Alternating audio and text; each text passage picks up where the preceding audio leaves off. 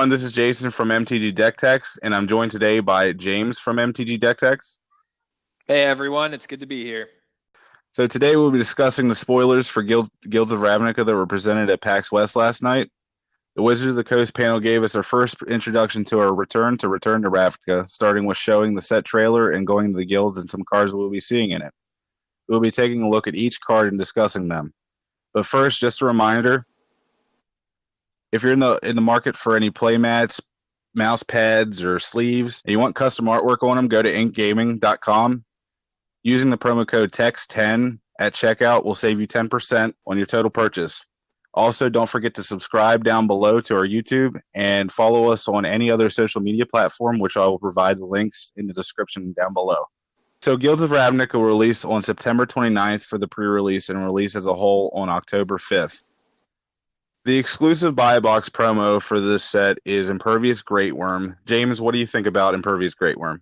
It's 7 green for a creature worm with Convoke, Indestructible, and its power and toughness, get this, is 16/16. Okay, so I think this card, it's not, as a promo goes, I think that it isn't as broken as Nexus of Fate. I'm curious to see if it'll see play in Standard with the mono green Stompy decks that we've been seeing.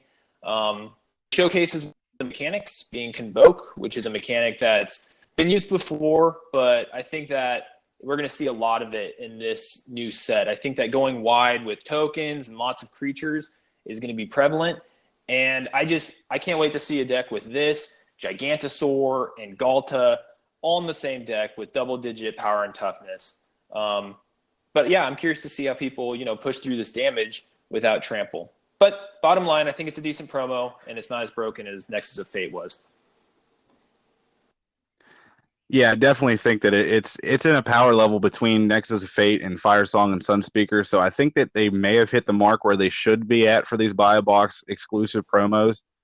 But I really enjoy this card. It's a 16/16. It's a huge body like we haven't seen before. It beats Emmy, like it beats Big Mama Emrakul. But I'm kind of curious as to how we're going to push the damage through. I don't know, maybe Hadana's Climb, since Key to the City is rotating out with Kaladesh.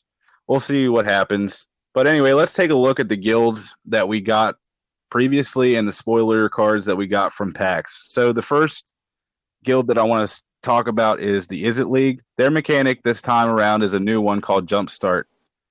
Jumpstart is a mechanic that if there's a card with Jumpstart in your graveyard, you can cast it again like Flashback by paying its mana cost, discarding a card from hand, and then exiling the Jump-started card just like in Flashback. James, what do you think about the Jumpstart mechanic? Yeah, I think it's a cool mechanic. As we're going to talk later on, I think that it goes really well with another mechanic in the set that's coming out, being Undergrowth. Jumpstart, it kind of brings you back to like Flashback and other types of mechanics that allow you to cast a spell twice. And I think it definitely finds a good home in the IZZET guild, being that it's blue and red, and it really allows you to get value from these cards more than once. I do like that it's a discard a card, because if you have a deck that's heavy with Jumpstart, then you can discard other cards with Jumpstart and still be able to cast those cards again. So I think it's going to be a really good value engine. I think that it's going to be a fun mechanic for Spells Matter decks. So I agree with you. I think Jumpstart is going to have a lot of different applications with the other mechanics that we'll be going over in this. I don't think that you're going to necessarily have to stick with your two color pairs when you're building your decks. You can like go into a Grixis direction, or you can go into a Sultai direction, or even a Jeskai direction with Jumpstart. There's so many different things that we might be able to do, but we're just going to have to wait to see what the set holds as a whole as far as Jumpstart goes. Anyway, the first card that we got from PAX last night is the card called Quasi-Duplicate. It is a sorcery for 1 and 2 blue. Create a token that's a copy of target creature you control. It also has Jumpstart. So what do you think about Quasi-Duplicate? I think it really showcases the strength of the mechanic. This mechanic, I think, is going to be primarily on sorceries, instants. As a card, I don't think that creating copies of, you're limited to only creatures you control. So if you're behind, this isn't going to be the greatest card to have. However, if you do cast it when you're ahead at one point, you do get that token, And then if you have some other mechanic, or you have to discard, or you have cards from your library going straight into your graveyard, at least this can sit in your graveyard, and it can be a threat at any time, with it being a sorcery speed. But, if it ends up in your graveyard, you could still use it. So I think it's a cool card. I don't know if it's a rare. I'm curious to see how people are going to throw this into their decks. But, yeah, I think it's fun. Yeah, I don't know like how this is going to match up with some of the decks that we might see. I think that the jumpstart mechanic's going to be definitely like spell based. So I'm not sure that if we're going to see a lot of this card, because it's going to be a creature you control. You're going to have, I guess, a bunch of big creatures that you might be able to use it with. I don't know. I just really like this. It harkens back on the IZZET of old in the original Ravnica block, and I just really love this card just based on its flavor alone. I like the mechanic of Jumpstart just because it brings it back to the graveyards matter type thing. We're losing Amonkhet, we're losing Hour of Devastation, where they had Embalm and Eternalize. So this kind of brings us. It keeps something associated with the graveyard, and I've always really personally enjoyed using the graveyard as a resource. So I'm excited to see how it's used. I definitely love playing in the graveyard. All right, our next card is Ral IZZET Viceroy, a planeswalker with 5 loyalty. His mana cost is 3, and then a blue and a red. You can +1 look at the top 2 cards of your library, put one of them into your hand and the other into your graveyard. -3, Ral IZZET Viceroy deals damage to target creature equal to the total number of instant and sorcery cards you own in exile and in your graveyard.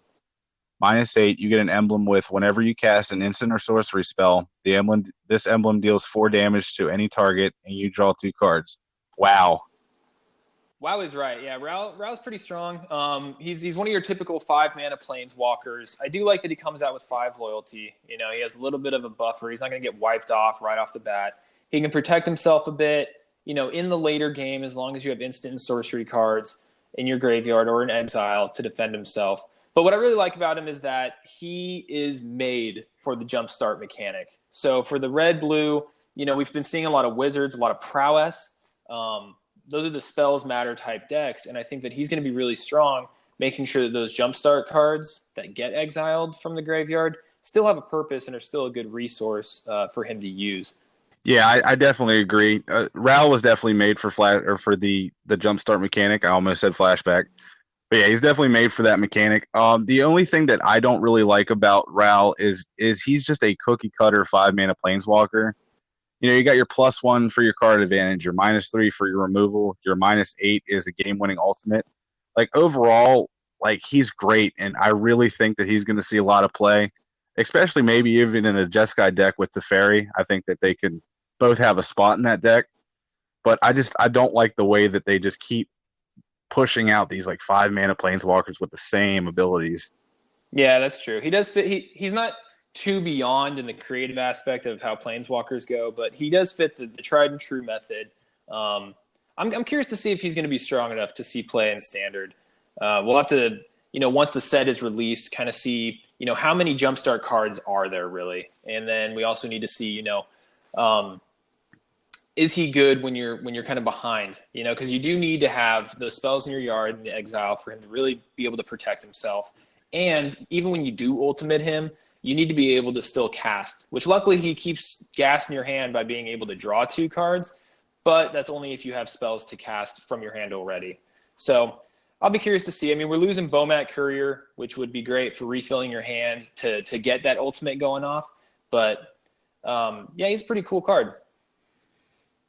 Yeah, I really think he's cool. I like his ultimate kind of replaces Chandra as she rotates out. It just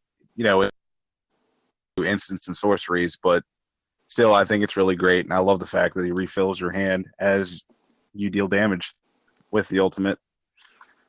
Well, anyway, let's move on to the next guild, the Selesnya Conclave. The Selesnya's ability is the return of course, Convoke. James, what do you think about the Convoke ability? So I really like Convoke. So personally, I really like decks that go wide. It's unfortunate that with this new rotation, we're losing some of the fun token generators like Oketra's Monument. But I think that there's a lot of great possibilities with, a lot of the Saproling decks that we've seen. And so we have all these different token generators, especially with some of the vampires type decks that we've seen.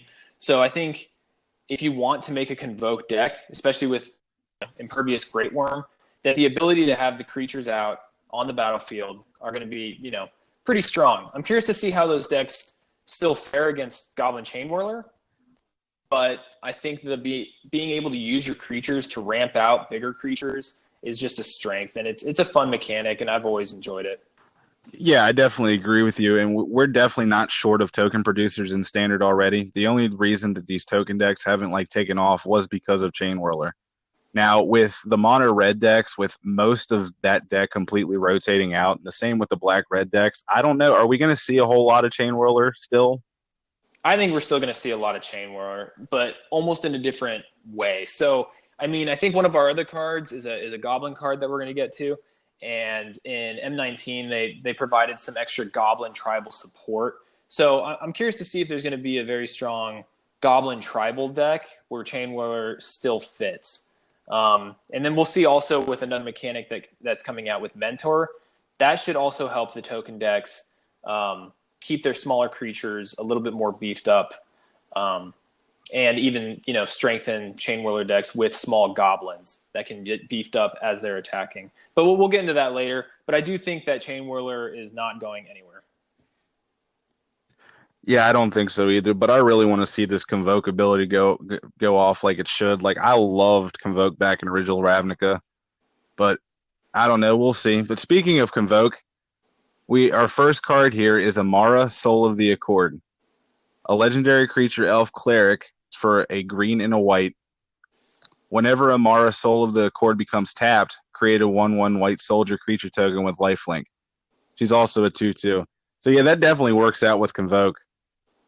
Yeah, it does. I think that her as a token producer is great, whenever she becomes tapped. She's pretty cheap, just 2 for a 2/2. Overall, I mean, she has to become tapped, though. And what I really like about her becoming tapped is you don't have to attack with her. So she doesn't have Convoke, but she's built for Convoke, So she taps as a Convoke cost for a bigger creature. Boom, you get another creature that you can use later on for Convoke and just to remain on board presence. So I think she's going to be strong, but she's also fit for Convoke decks, just like Ral was definitely built for Jumpstart type decks. Yeah, definitely. Amara is definitely set up for Convoke. I like how these legendary creatures so far, or even Ral being a legendary planeswalker, it definitely work with the mechanics that the set is bringing us. I just really hope that her return into the Magic standard scene, I hope that we can actually use her and things will be good for her, even with Chainwhirler out in this meta. What I really like about the tokens that she generates too is that they do have lifelink, and we saw with M19's release that the life gain deck, it just needs a few more pieces, with Resplendent Angel, and you got Johnny's Pridemates, very strong with the lifelink mechanic. So let's move on to the next card in the Selesnya group. We have Conclave Tribunal. It's an enchantment for 3 and a white. It has Convoke. When Conclave Tribunal enters the battlefield, exile target non-land permanent an opponent controls until Conclave Tribunal leaves the battlefield. So we got another Oblivion Ring type effect, James. Yeah, it's the same thing we've seen over and over again. We're losing Cast Out. We still have Ixalan's Binding. We're losing Thopter Arrest. This is just a typical white enchantment-based removal. I do like that it has Convoke, though. Because, white and green are definitely going to be, the Selesnya block is definitely going to be either about to go wide or to make the really big creatures using that Convoke mechanic. So I think that this is going to be good. I think that it's going to allow you to keep your mana up so that you could play this for, 1 planes and kind of catch your opponent off guard. I definitely like this as the heir apparent to Cast Out. It sucks you're losing the ability to cycle it and the flash ability, but being able to Convoke this out, it's insane. You can cast this for 1 white. I think that this card is really good. It's going to be a constructed all-star, of course. It's going to be played before Ixalan's Binding. This is our premier white removal at this point. I agree, and it's non-land permanent, so it's not restricted to just artifacts and creatures. You can knock out planeswalkers with this kind of thing. So it's going to be a strong removal. It's really nothing that we haven't seen before. It just has the Convoke ability on it, which I think makes it pretty strong. Let's move on to the next guild. The next guild is the House DIMIR, the House of Secrets. Their mechanic is Surveil. I really love this mechanic, James. Yeah, it's a great mechanic. Surveil, it's that mechanic where it's very similar to Scry. You get to look at the top card of your library, and you can either put that card in your graveyard. Is really it. You can look at it and either put it back on top or just put it in your graveyard. And that goes really well with the jumpstart abilities that we've looked at. And one of these nice reprints that we're going to hit in just a second. Yeah, absolutely. I really like Surveil. A lot of people have been saying, like, hey, this is just a worse Scry, but it's not a worse Scry, especially with Search for Iskanta in the format still.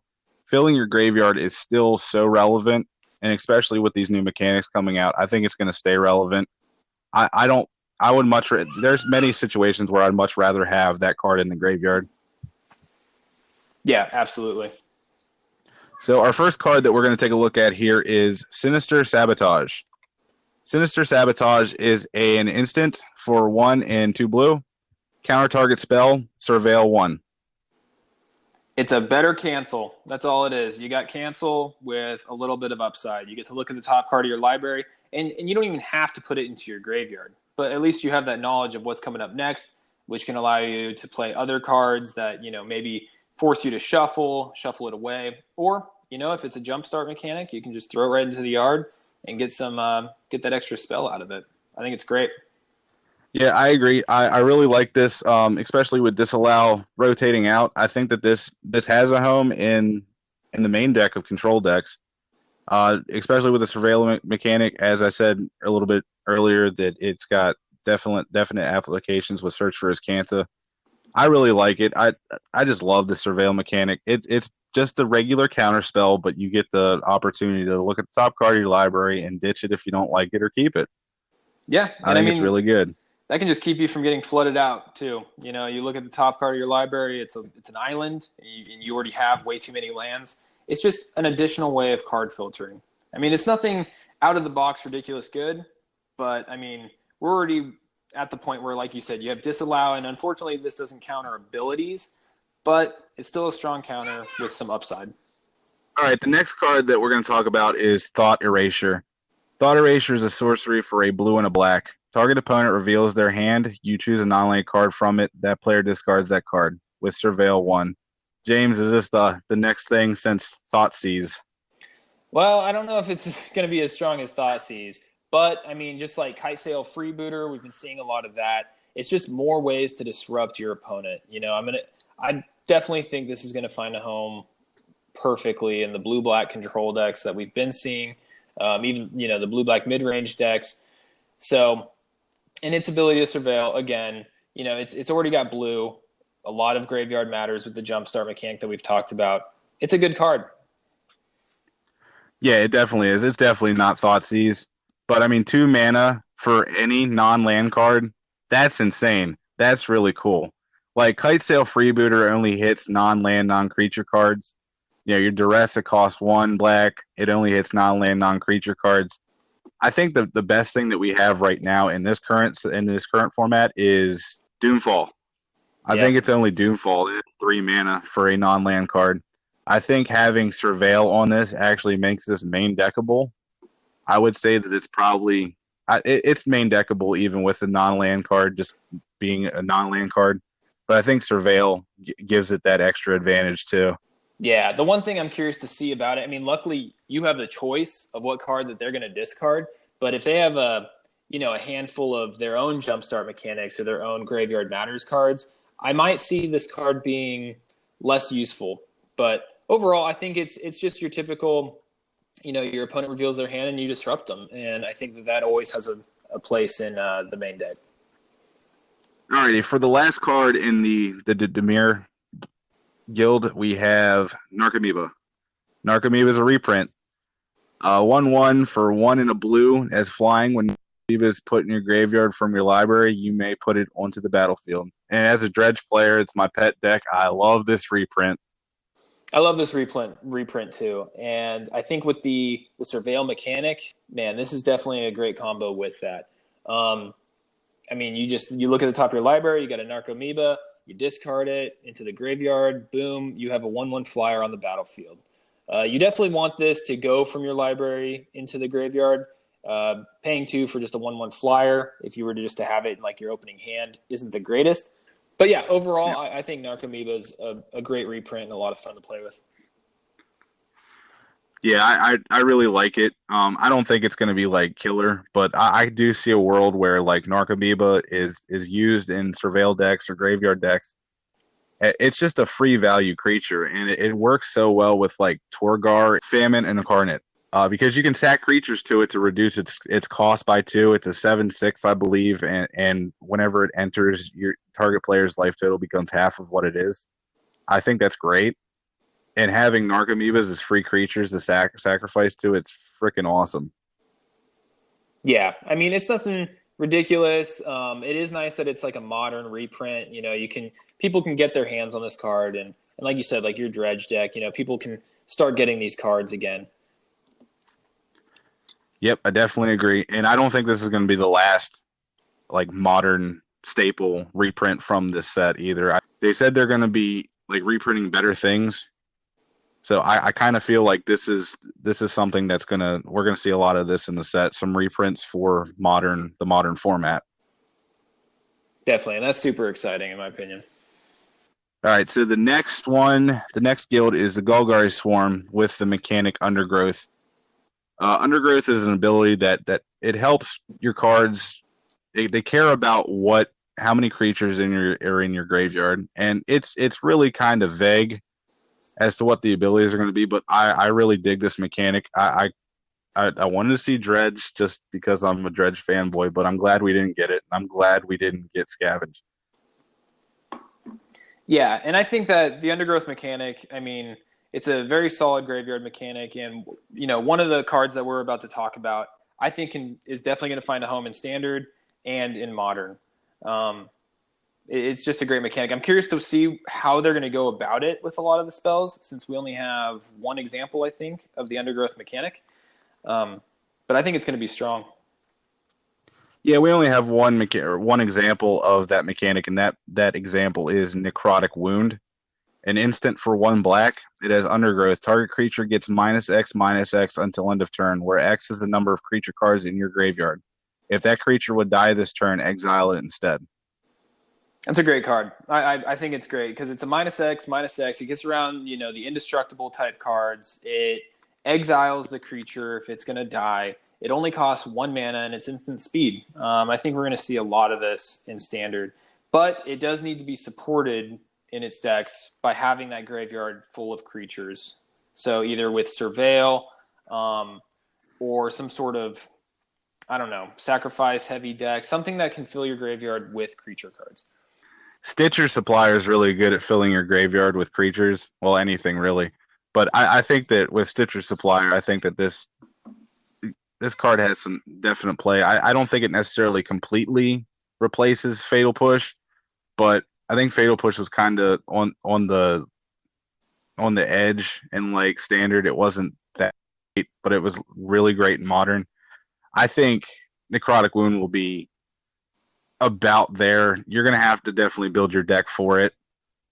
Yeah, it's definitely different than Fatal Push. I definitely think that it is trying to be that Fatal Push replacement.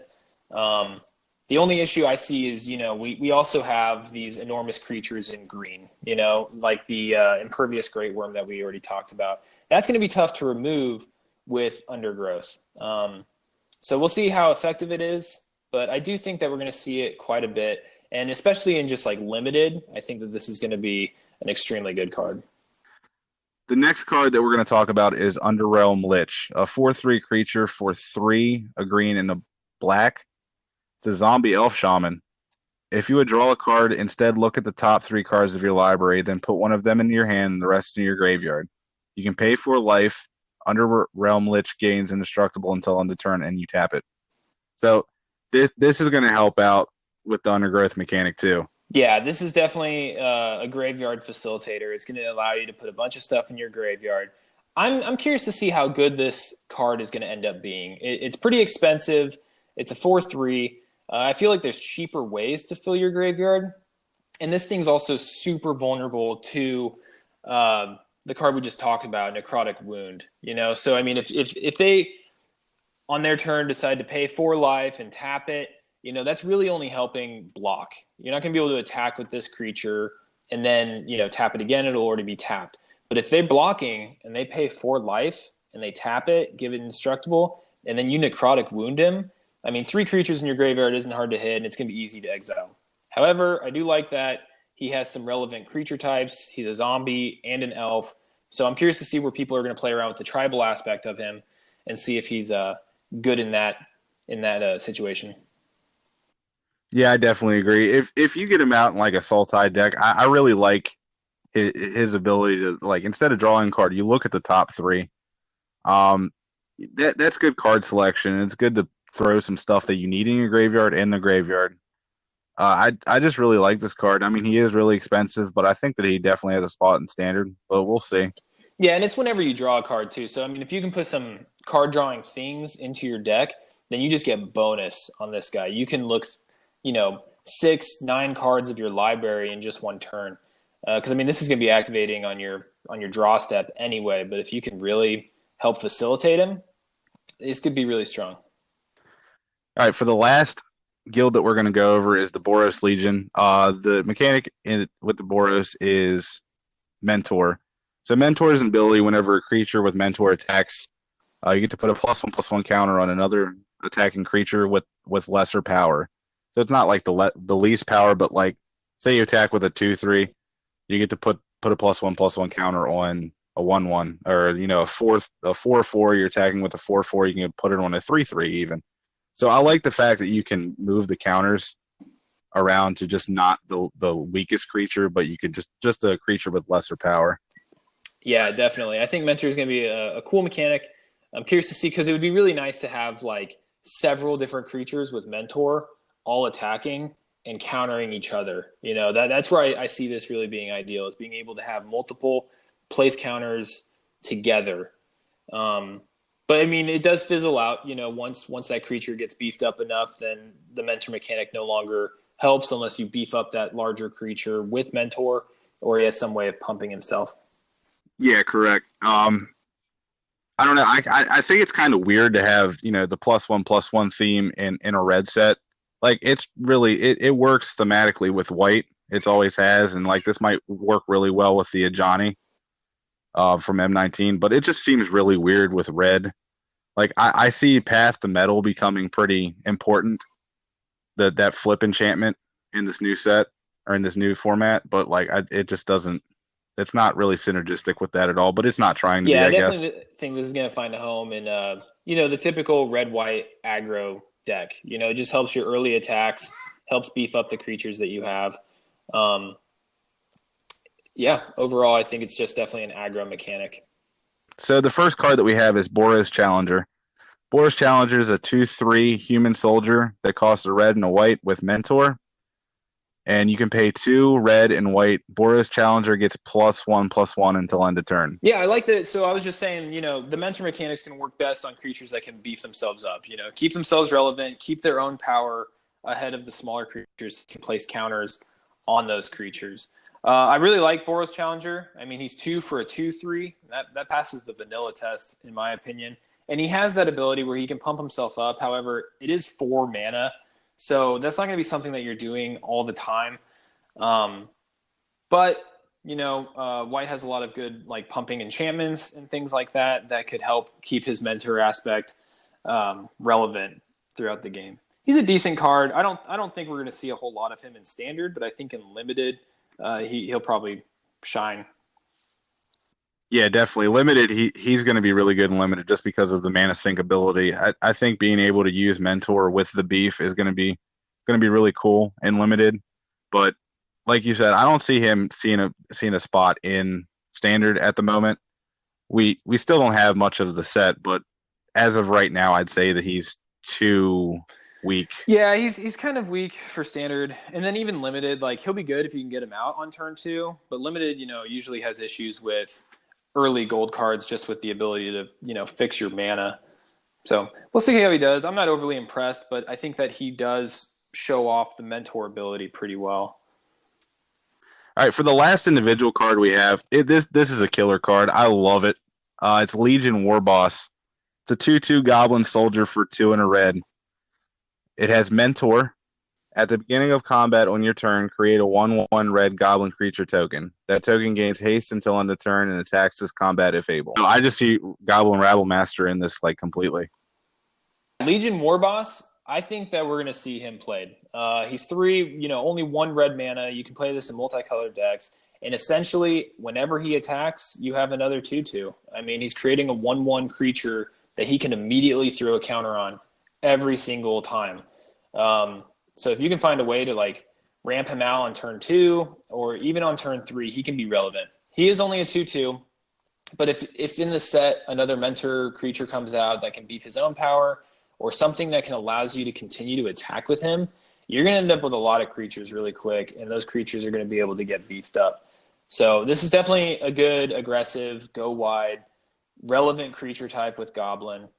I'm excited to see this, and this is kind of what I was talking about earlier with Goblin Tribal, starting to see quite a bit of support. Oh yeah, definitely. Goblin Tribal, I think, is really going to be a thing, and this kind of just continues to support that theory. I love Goblin Rabble Master. I thought that card was amazing. I still do. I think this might even be better. Yeah, but we'll see how that goes. And it just helps with a lot of the other Goblin synergy. So if you're able to make these Goblin creature tokens, it allows you to sacrifice them to like Skirk Prospector for extra mana, which can help ramp you up. And yeah, I mean, there's just a lot of great reasons that you'd want additional free goblins for sacrifice triggers. Absolutely. Siege Gang Commander loves free goblins that he can throw at people. Yes, he does. All right, so finally, the big reveal last night was, of course, the Shocklands being reprinted in Guilds of Ravnica. So first we get each Shockland from the 5 sets that we have right now. So we got Sacred Foundry, we got Overgrown Tomb, we got Watery Grave, we got Temple Garden, and we got Steam Vents. So, like, this is great, and I love it. What do you think, James? This is super exciting. I mean, I think a lot of people predicted that the Shocklands would be coming back. I think they were in the original Ravnica set. And this is just going to help people, get their hands on these cards for Modern. They're just super fun to play with. They fix your mana, and they have the relevant land types of actually being, the actual types, the swamp, the forest, island, mountain, so on. You're going to see these everywhere. They're going to be in Standard again, no doubt. Yeah, I'm super excited to see him. And yes, we did get him at each of the Ravnica visits. We'll get the full cycle as the next set is released too. And it's kind of really weird that they didn't have like all your they didn't have this set strictly like enemy Shocklands and next set strictly allied Shocklands. We have a mixture of both enemy and allied Shocklands in this set. That's going to be I don't think it's going to really mess around too much. I mean, we're losing with Amonkhet releasing and Kaladesh releasing. We're losing a set of enemy and a set of allied dual lands. So next set we'll have that completely filled again. So I think that this is really great, though. Yeah, definitely. No, I'm super excited to get my hands on them, play with them, bring them out of the boxes and sleeve them up for Standard again.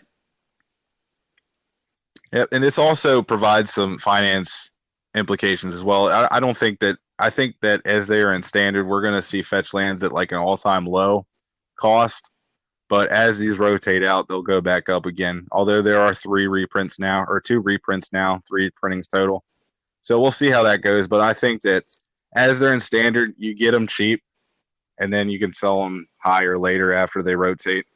But anyway, that's what we got for you today. Overall, I think that Ravnica is looking really sweet. It's set in an autumn tone, which is really awesome. And this set as a whole, so far, just the couple cards that I've seen from it, it really harkens back on the old Ravnica. I didn't play through Return to Ravnica set, but I remember Ravnica, the original block, and I love that set.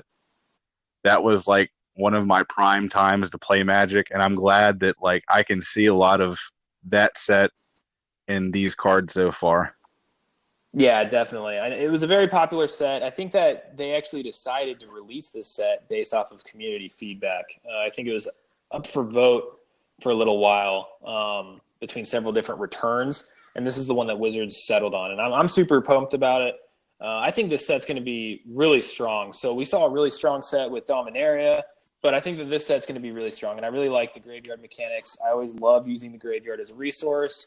I'm super bummed that, I mean, God's Pharaoh's Gift is going to be gone when all these, wonderful graveyard enablers are coming into the standard rotation.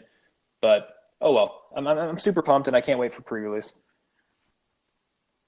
Yeah, I can't either. I want to definitely hit standard back up hard as soon as this comes out, though. And I'm going to love it, I think. I want to enjoy standard Magic again, especially with Kaladesh rotating. I'm so glad that that's gone. Yeah, I'm not going to miss the energy mechanic too much. I think that we're both excited for this set. We hope you guys are too. Again, please leave comments in the show notes below, and we hope to see you next time. Have a great day, everybody, and we'll do this again soon.